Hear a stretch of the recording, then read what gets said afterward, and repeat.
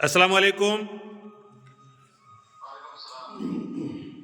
नौहर के दो सगे भाई बहनों का MBBS के लिए चयन हुआ है।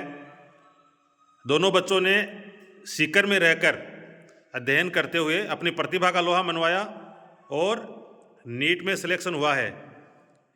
नौहर निवासी जनाब अल्ताफ़ खां चौहान के साहबजादे जनाब सोहेल खान, उनका नीट में चयन हुआ है और उनका बीकानेर गवर्नमेंट मेडिकल कॉलेज में एडमिशन हुआ है।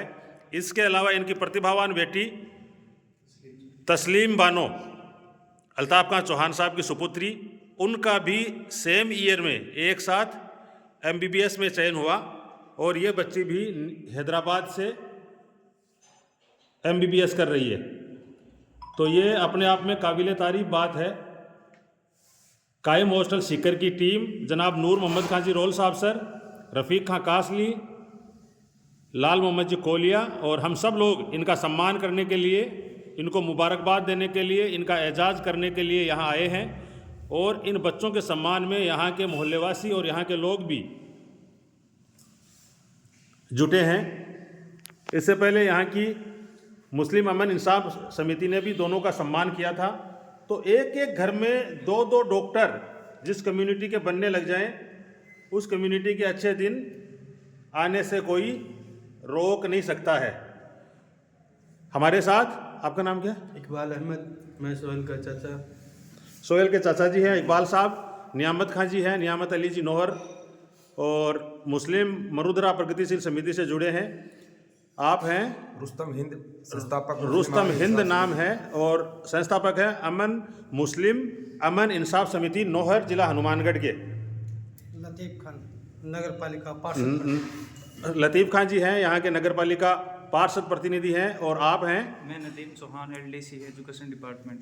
देखो छोटे छोटे बच्चे LDC बन गए हैं। और क्या नाम बताया? नदीम चौहान।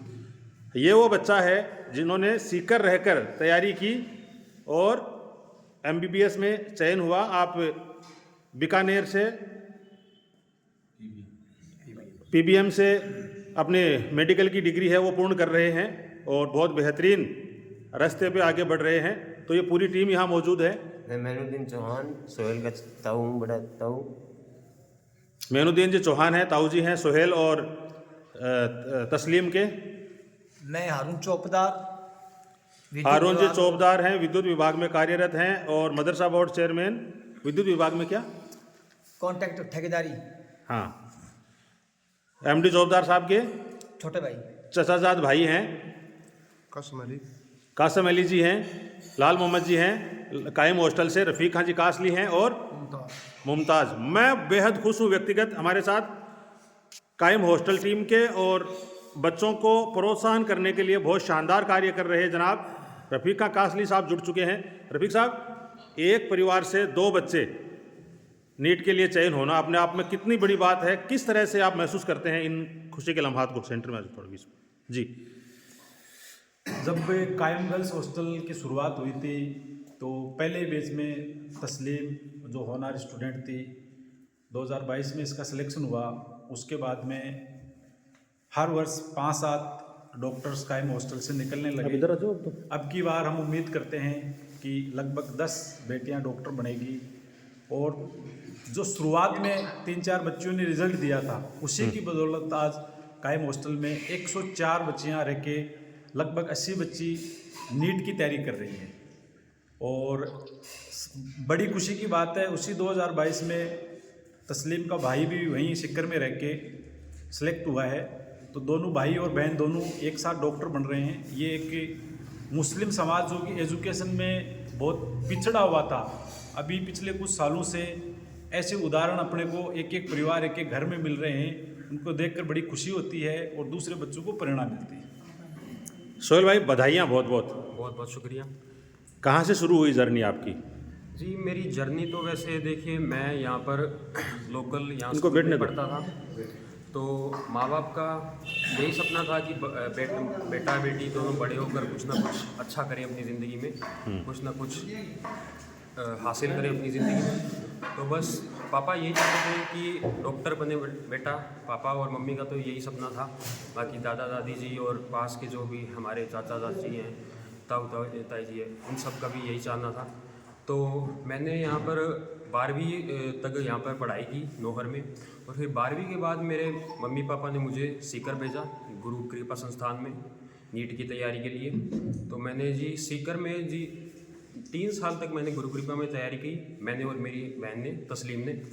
तो वहाँ पर फिर मुझे 3 साल के बाद हम दोनों का नीट में चयन हुआ, और अल्लाह का बहुत बहुत शुक्र है, अब हम दोनों MBBS कर रहे हैं। हम दोनों की अभी 2nd ईयर हो गई है। तो रैंक किसकी आगे थी? जी रैंक तो मेरी आगे थी नीट में, मेरे 653 नंबर थे और मेरी 3899 रैंक थी, और तस्लीम के जो थे 610 रैंक। स्कूल शिक्षा में क्या रहता था दोनों का? स्कूल शिक्षा में भी जी हम दोनों के अच्छे नंबर ही थे, हम दोनों के लगभग 90% आते थे स्कूल में। 10वीं में और 12वीं में दोनों में हम दोनों के 90+ आए थे। तो बचपन से ही हम दोनों को पढ़ाई में रुचि थी और पढ़ाई में अच्छे थे। तो बस माँ बाप यही चाहते थे कि यही आगे बढ़कर अच्छा कुछ करें। तो नौहर के भावी डॉक्टर सोहेल से आप मुखातिब थे।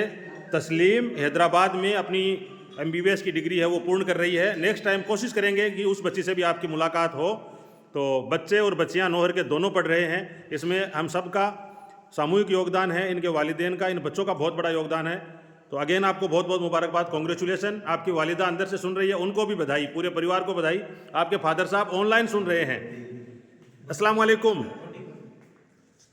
मुबारकबाद अल्ताफ साहब, मुबारकबाद बहुत बहुत। आपको भी बहुत मुबारक, और सब लोगों को ये चीजें हाईलाइट करने के लिए और ये जागरूकता फैलाने के लिए बहुत बहुत बधाई। और आप जो मेहनत कर रहे हैं वो जरूर कामयाब होगी। हमें आप पर, आपके बच्चों पर गर्व है, बहुत अच्छा लगा। बहुत बहुत मुबारकबाद अगेन, बहुत बहुत शुक्रिया जी। Thank you. अस्सलाम वालेकुम, जज़ाकल्लाह खैर। वालेकुम सलाम। तो बोलता राजस्थान देख रहे थे आप, हमारे साथ जुड़ने के लिए आप सबका बहुत बहुत धन्यवाद।